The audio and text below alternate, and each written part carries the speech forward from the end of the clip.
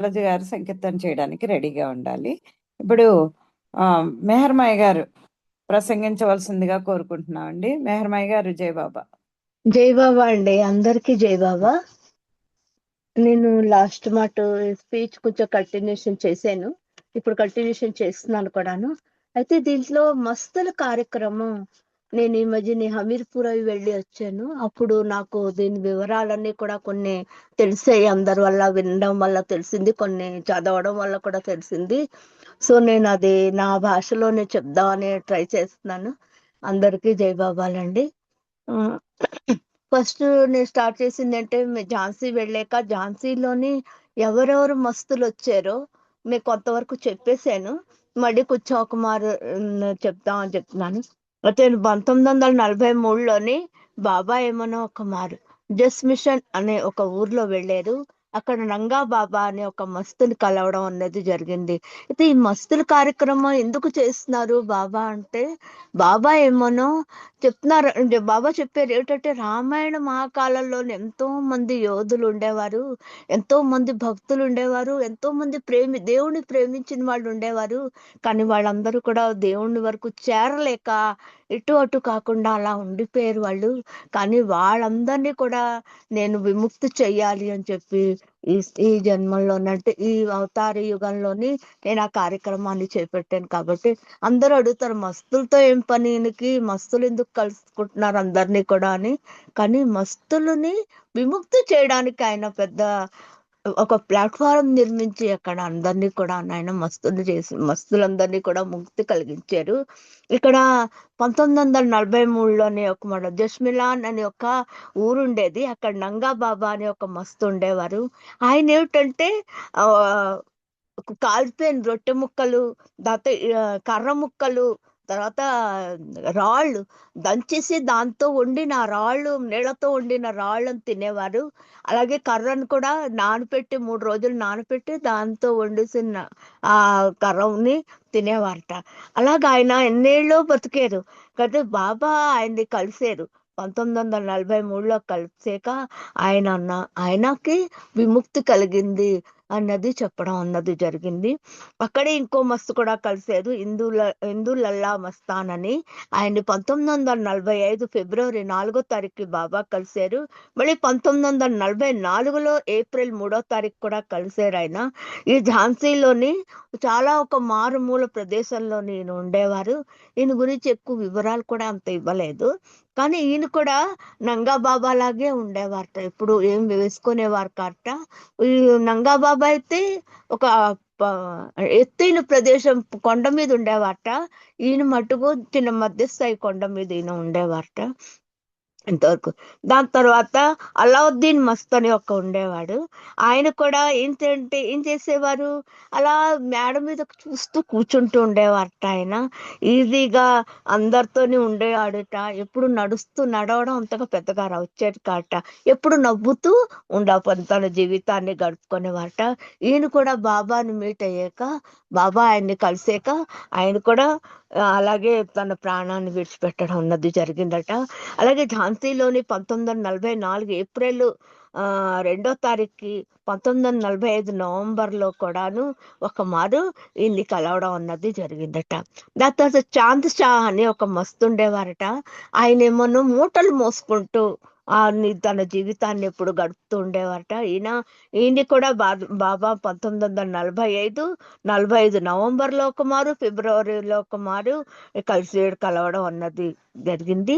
ఇలాగే చున్షా మస్త్ అని కూడా ఆయన్ని కూడా బాబా ఆ టైంలోనే 1945 ఏప్రిల్ 22ని కలవడం అన్నది జరిగింది. ఈయన కూడా ఏంటంటే ఎటో చూస్తూ కూర్చుంటూ ఉండేవారట ఎప్పుడు కూడాను.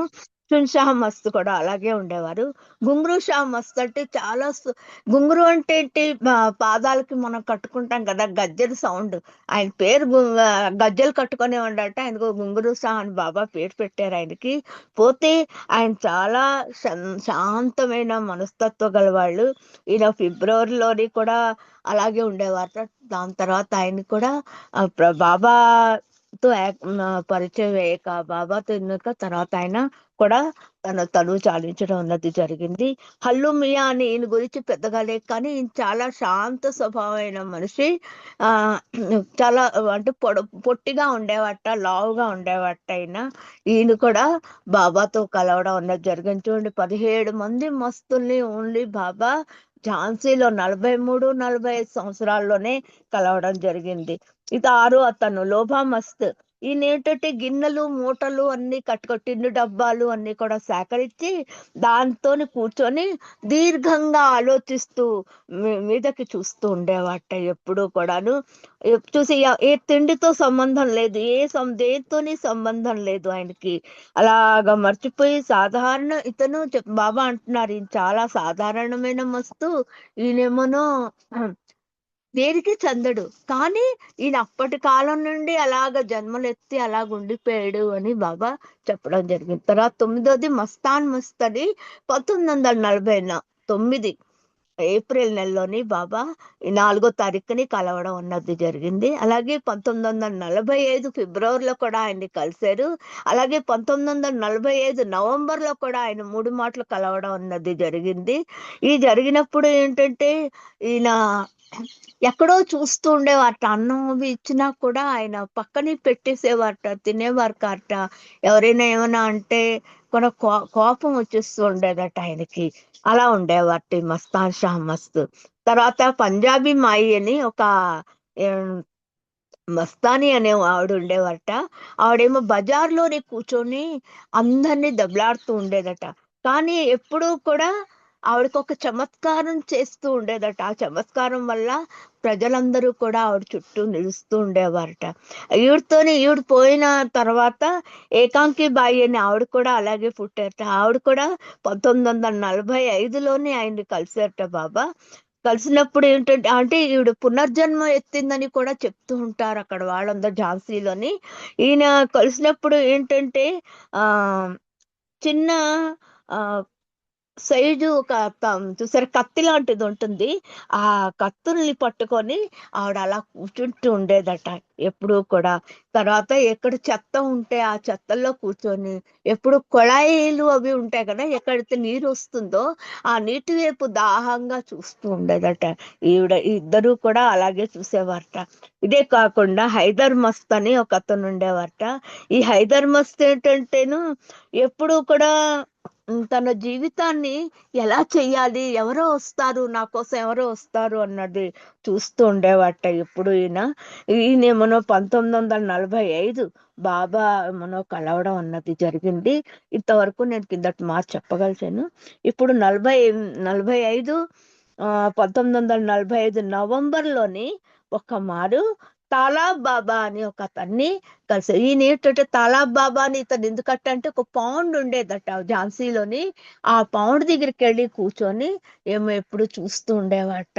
ఏమిటి ఆ నీటి వైపు చూస్తూ ఉండేవాట. నీరు ఎప్పుడు ఇలా ఇలా అంటే కదులుతూ ఉంటే నవ్వుతూ ఉండేవాట నీటిని చూసి. ఇది ఇతనికి ఇదే ఆనందం అనుకునేవాట అందరూ కూడాను. కానీ ఆయనకి ఏదో సంబంధం ఉంది. బాబా చెప్పారు ఏంటంటేను ఈయన మనకు అంటే భూతలం మీద నీళ్లు ఉండడానికి కూడా ఈ మస్తు వల్లే అన్నది జరిగింది మనకి అని బాబా చెప్పడం అన్నది జరిగింది.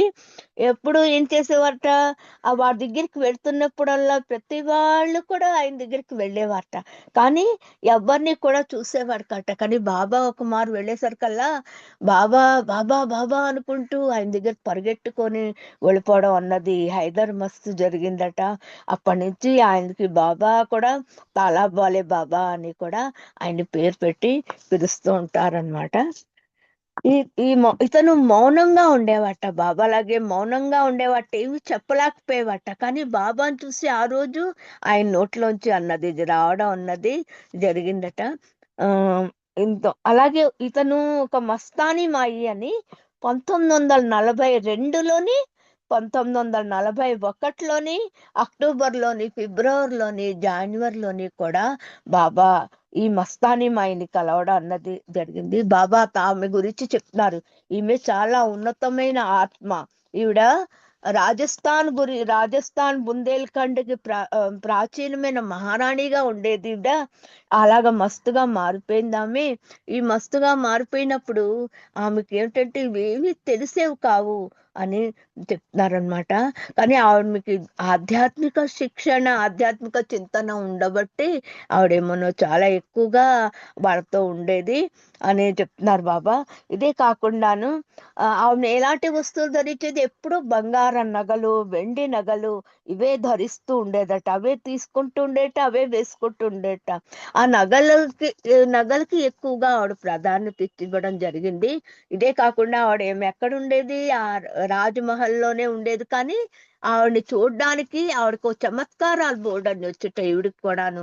ఈ చమత్కారాలు ఉండవడం వల్ల ఈయనతో అందరూ ఈమెకి చుట్టూ కూడా ఉంటూ ఉండేవారట.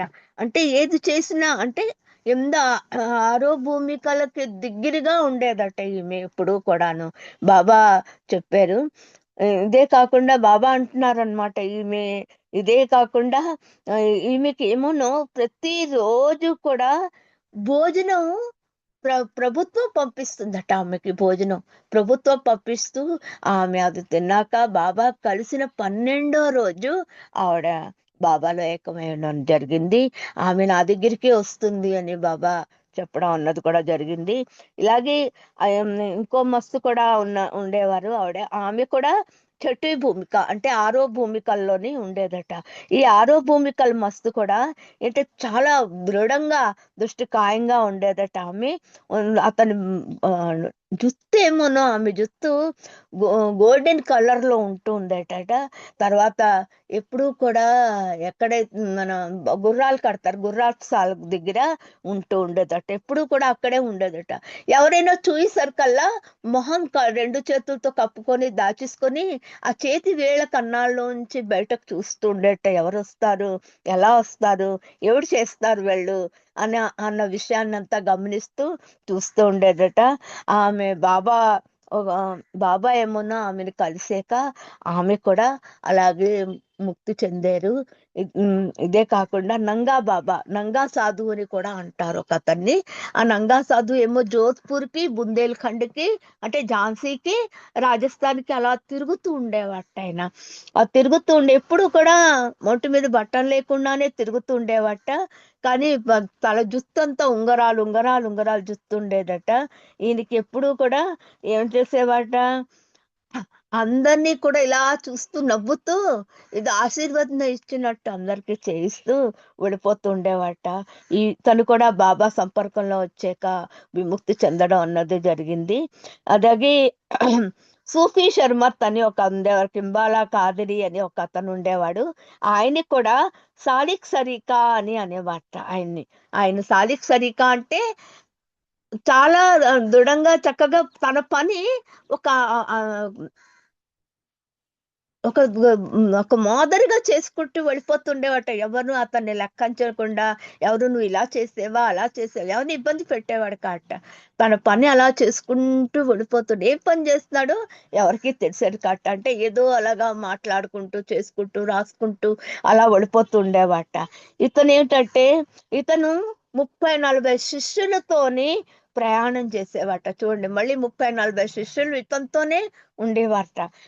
అతను ఏం చేసేవారట, అందరికి అప్పుడు అందరూ అందరికీనేమోను ఉండండి అని 50 రూపాయలు ఇస్తూ ఉంటే ఇతనికి డబ్బు ఎలా వస్తున్నది అన్నది అందరూ ఆశ్చర్యపోయేవారట. అప్పుడు బాబా ఆయనకు చెప్తారనమాట, ఆయన చేతుల్లోని చమత్కారం ఉంది కాబట్టి డబ్బు అందరికి ఆయన ఇస్తూ ఒక చిన్న గుడిసెలోని ఉంటున్నాడు అన్నది బాబా చెప్పారు అతని గురించిను. ఇదే కాకుండా ఒక మారు ఇన్హా మహారాజ్ అని ఒక అతను ఉండేవారట.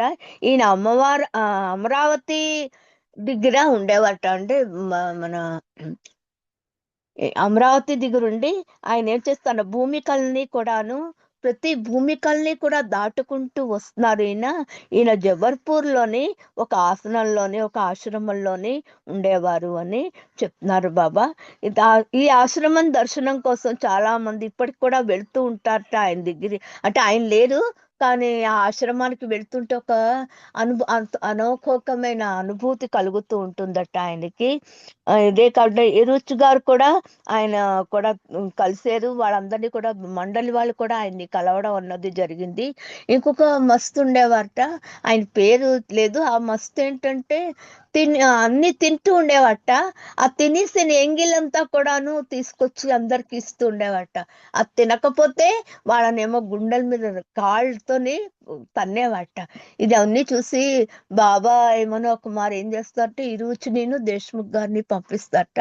ఈ దేశ్ముఖ్ గారు వెళ్తే ఏమన్నా ఆ ఎంగిలిస్తే దేశ్ముఖ్ బ్రాహ్మడు కదా, అసహించుకున్నారట ఆయన్ని. అంటే ఎందుకు అసహించుకుంటున్నా, అలా అసహించుకోకూడదు, వాళ్ళు దేవతలతో సమానం కాబట్టి వాళ్ళు ఇచ్చింది మీరు తినండి అని చెప్పడం అన్నది జరిగింది. అప్పుడు దేశ్ముఖ్ ఆ మాట విని తినేసి పక్కకెళ్ళి పాపం ఆయన ఉమ్మేసుకుంటారు. కానీ అంటే ఆ నియమాల్ని కూడా పాటించాలి అన్నది బాబా, ఏది విధేయతగా ఉండాలి, వినయంగా ఉండాలి అన్నది అప్పటి నుంచే బాబా మనకందరికీ కూడా నేర్పించడం అన్నది జరిగింది. ఇవన్నీ మనం చూస్తుంటే ఈ మస్తుల కార్యక్రమం ఇవన్నీ కూడా మనం చూస్తుంటే మనకి ఎలా అనిపిస్తుందంటే బాబా ఇంతమంది కార్యక్రమాలు ఎలా చేశారు, ఇన్ని తట్టుకున్నారు. వాళ్ళ దగ్గరికి వెళ్ళాలంటే 20 మైళ్ళు 30 మైళ్ళు నడుచుకొని ఆ మేడ మీదకు వెళ్తూ ఆ పైకి కొండపైకి వెళ్తూ ఉండేవారు. అలాగే ఒక మారు మిఠాయి వాలే బాబా అని ఒకటి ఉండేవాట. ఆయన 16-18 వయసు గల అబ్బాయిట అతను. కానీ ఆత్మ వాడిదేమోను, ఆత్మ అన్నది పిచ్చివాళ్ళ అయిపోయేటవాడు, ఆత్మరీత్యా పిచ్చివాడు అయిపోయేటవాడు. అంటే ఏది పొందాలో తెలియక, ఏమిటి చెయ్యాలో తెలియక వాడు ఇటు పిచ్చివాడు కాదు, అటేమో మస్తు కాదు, అలా ఉండేవాట. ఆయన ఏమోను కానీ ఎప్పుడు స్వీట్లు తింటూ ఉండేవాట. అప్పుడు బాబా ఏం చేశారట, వాడికి 60 మైళ్ళ వరకు తీసుకెళ్ళి అక్కడ ఒక ఆశ్రమం దగ్గర ఆయన వదిలేసి 24 గంటల్లోనే మళ్ళీ తిరిగి వచ్చి ఆయనకి ఇన్ని స్వీట్లు అయి కొనేసి ఇవ్వడం అన్నది జరిగిందట. ఇది దాని తర్వాత ఏమోను వీళ్ళందరూ కూడా కలిసాక బాబా అంటారు, వీళ్ళందరినీ ఇంతమందిని కలిసిన బాబా అంటే అలసిపోతారు బాబా మీరు ఇంతమందిని కలిస్తే అని ఈరోజు అంటారట. వాళ్ళకు విముక్తి, నేను అలసిపోయినా పర్వాలేదు కానీ వాళ్ళకన్నది విముక్తి రావాలి కంపల్సరీగాను అని అంటారట. అలాగే ఒక అమరావతి దగ్గర కూడా, జబల్పూర్ దగ్గర 1938లోని ఒక మస్తుని కలిశారట. ఆ మస్తు మళ్ళీ జన్మ ఎత్తుతారు అని బాబా చెప్పడం అన్నది జరిగింది. ఆయన్ని 1939 ఏప్రిల్లో కలిశారు. అలాగే 19 డిసెంబర్ 38లోని 15 జనవరిలోని కలిశారు. ఇవన్నీ జరిగిన తర్వాత ఆయనకి ఒక ఆశ్రమంలోనే ఉంచడం అన్నది జరిగిందట. ఆయన ఏమిటంటే అందరినీ కలుస్తూ ఉండేవాట. కానీ ఆయనకి బోర్డంత ఆయుష్ ఉండడం వల్ల ఆయన ఇంకా బతుకుతారు అని బాబా చెప్పడం అన్నది జరిగింది. తర్వాత ఆయన కాలంలోనే ఆయన చనిపోవడం అన్నది జరిగింది. ఈ మధ్య నేను ఒక 30 ఏళ్ళంతో అయిందట ఆయన చనిపోయిను అని చెప్పడం అన్నది జరిగింది. ఇదే కాకుండా రామచంద్ర అని ఒక అతను ఉండేవాట. రామచంద్ర ఈయన కూడా చాలా చాలా ఉచ్చ స్థితికి చెందిన ఒక మస్తు. ఆయన బైతుల్ నది దగ్గర గంగా నది వరకు కూడా వెళుతూ వస్తూ ఉండేవాట కాలి నడకతోని. అక్కడి వరకు వెళ్ళి మళ్ళీ బైతుల్ నది కంటే, బైతుల్ నది మన ఝాన్సీ దగ్గర, హమీర్పూర్ దగ్గర నది, ఆ నది దగ్గరకు వస్తూ ఉండేవాట.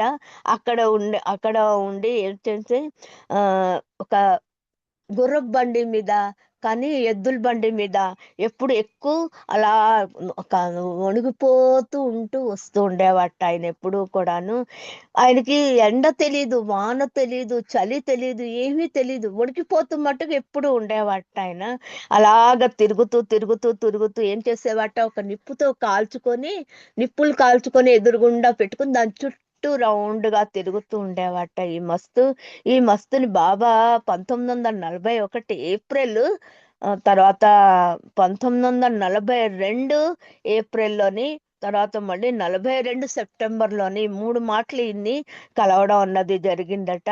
ఆ అప్పుడు అతను ఏనేవాట అందరికీ కూడాను, నాకు ఒక కుక్కను తెచ్చిపెట్టండి, నాకు కుక్కను తెచ్చిపెట్టండి, నాకు ఒక కుక్క కావాలి అని అంటే, అప్పుడు బైదులు వెళ్ళి ఒక కుక్కను తీసుకొస్తారట. కుక్కను తీసుకొచ్చి ఆయన దగ్గర ఉంచితే అప్పుడు అతను ఏం చేస్తారట, ఆయన ఆ కుక్కకి ఏమో తన కంబళి ఉంటుంది కదా, అది ఏమో కప్పుతాట. కప్పేసి దాన్ని కూర్చోమంటట. అది కూర్చోదట అసలు ఒక విసరు కూడాను. ఇంకా మంచి కఫ్ని తీసుకొచ్చేయండి, కఫ్ని అంటే తొడుక్కొనేది, అది ఇంకా మంచి కఫ్ని తీసుకురండి అని చెప్తూ ఉండేవాట. అలాగే సర్భంగి, ఆ మస్తుని సర్భంగి అని పిలిచేవారట బాబా. సర్భంగి అంటే ఆయనకి తల లేకుండా కూడాను ఎప్పుడు అందరినీ భంగం కలిగిస్తూ అందరినీ కూడా ఏకం చేయడం అన్నది అర్థం అనమాట అక్కడ. అలా ఆయన ఏమన్నా అందరికీ కూడా ఏ జాతికి సంబంధించిన వాడో తెలియట, కానీ అన్ని భాషలు కూడా మాట్లాడుతూ ఉండేవాట ఈ రామచంద్ర అన్నవాడు. ఒక ధర్మాలన్నీ కూడా నావే నావే నావే అంటూ ఉండేవాట. అంటే ధర్మ రక్షకుడు అన్నది బాబా ఈయన గురించి చెప్పడం అన్నది జరిగింది.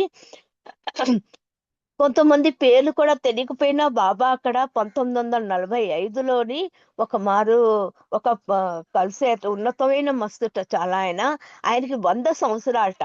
100 సంవత్సరాలు అయినప్పటికీ కూడా ఒక ఆశ్రమం దగ్గర చిన్న కర్ర పెట్టి ఉంటే ఆ కర్ర పెట్టి మీద కూర్చుంటూ ఉండేవాట.